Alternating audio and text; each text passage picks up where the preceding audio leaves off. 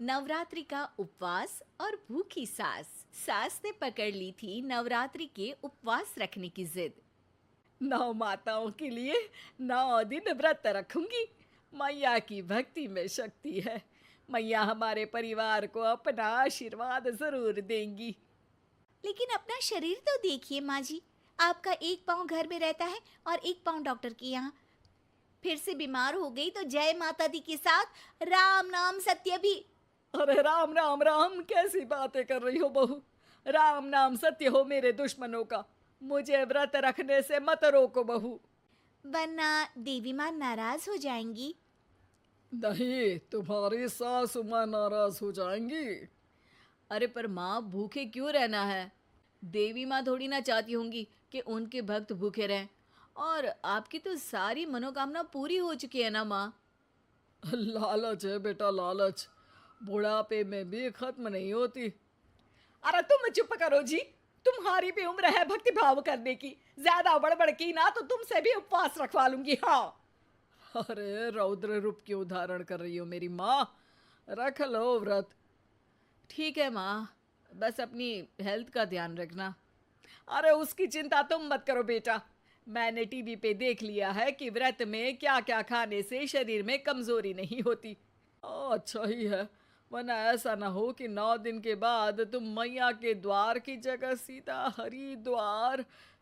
अरे तुम मुझे हरिद्वार क्यों भेजना चाहते हो? क्योंकि अब तुम्हें मायके तो भेजने से रहा। बाबूजी, क्यों माँ को परेशान करते रहते हो?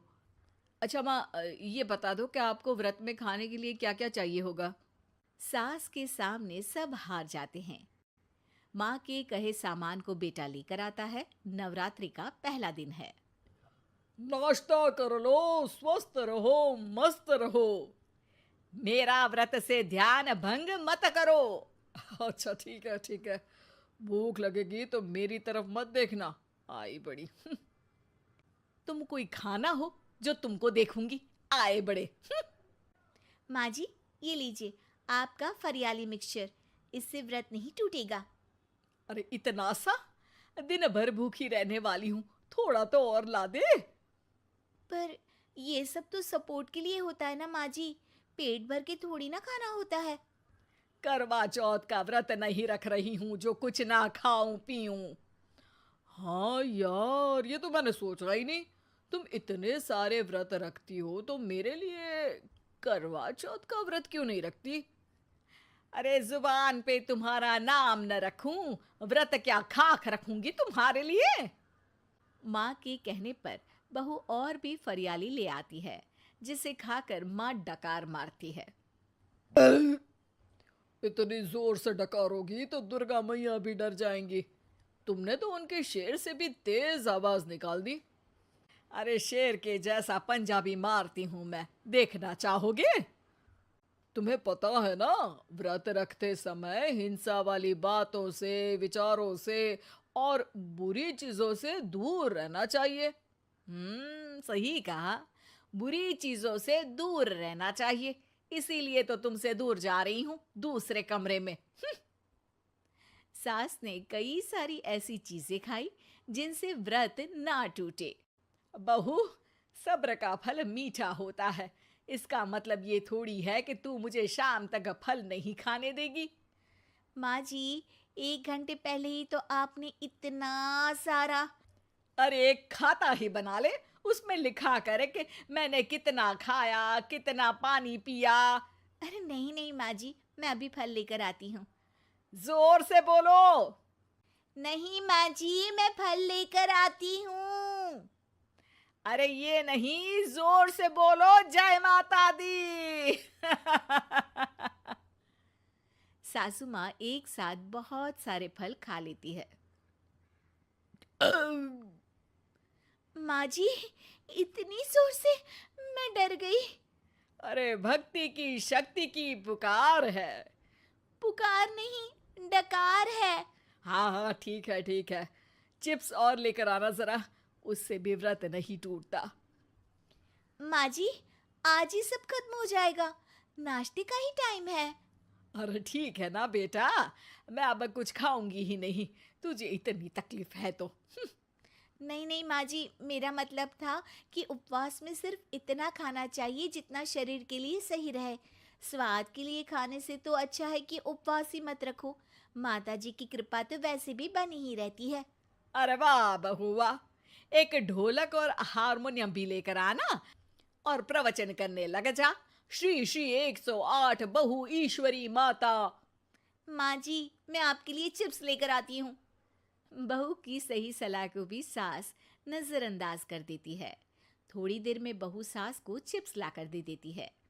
आलू की चिप्स, आहा मजा आ गया। आलू किसी भी सब्जी में चला जाता है। आलू पनीर, आलू पालक, आलू टमाटर, आलू भिंडी और तो और पराठे में भी चला जाता है। वैसे ही इंसान को भी हर स्थिति में आलू जैसा होना चाहिए। थोड़ी देर में वहां ससुर जी आते हैं।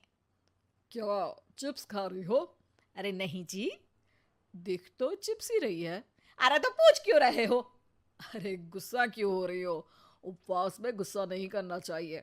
और ऐसा तो है नहीं कि सिर्फ तुम उपवास करती हो, हमने भी तो किया होगा कभी। नहीं जी नहीं, तुम तो कर ही नहीं सकते। तुम उपवास में भी भेजा खाओगे और भेजा खाने से उपवास टूट जाता है। अच्छा थोड़ी सी चिप्स मुझे दे दो, मन ललचा रहा है। नहीं, उपवास के लिए है। तुम अपना खाना खा लेना जो भी बने। पूरा दिन सास कुछ ना कुछ खाती रहती है। जैसे ही रात होती है, बस उपवास हो गया, अब मैं खाना खाऊंगी। जो दिन भर से खा रही थी उसको क्या बोलते हैं? बाबूजी क्यों माँ को परेशान करते रहते हो? अरे लड़के, तेरी माँ दिन भर से इतना खा चुकी है कि देश में भूखमरी की समस्या इसी की वजह से बढ़ रही है। और खाने की दिक्कत नहीं है, कितना भी खाए लेकिन सेहत इधर उधर होती रहती है। कुछ ऊपर नीचे हो गया तो तेरी माँ खाने के बाद हाथ धोएगी और तू अपनी माँ से हाथ धो बैठेगा। अरे इत्तू सा तो खाया था, उपवास भी ना तोड़ू क्या? ठीक है, नहीं खा रही बस। अरे बहू तुम ही बताओ, ये इत्तू सा मतलब कितना खाया है इसने? ना जी ना, मैं कुछ नहीं बोलूंगी।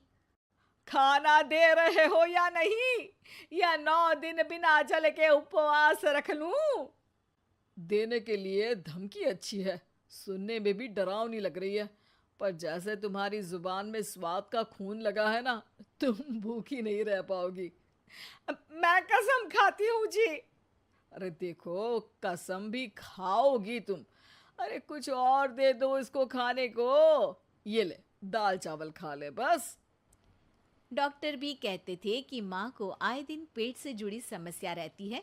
बस इसी के लिए घर वाले पहले उन्हें उपवास नहीं करने दे रहे थे, लेकिन जब उपवास करने दिया तो माँ ने इतना फरियाली खाया कि घर वालों की चिंता बढ़ा दी।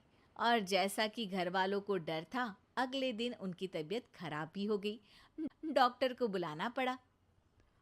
अरे जितनी बार आप बीमार होते हो उस हिसाब से तो मुझे एक क्लिनिक आपके घर में ही खोल लेना चाहिए। या फिर क्लिनिक में ही इनका एक अलग कमरा बनवा देते हैं डॉक्टर साहब। बाबूजी, पिताजी, मेरे जनक, क्यों हमेशा मजाक करते रहते हो?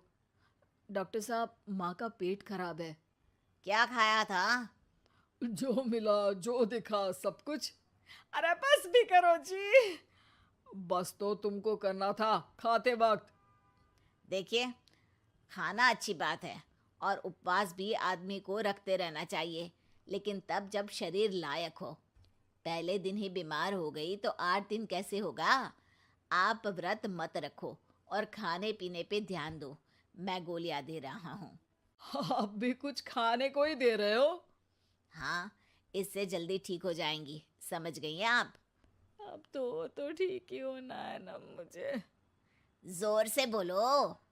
जय माता दी। जय माता दी।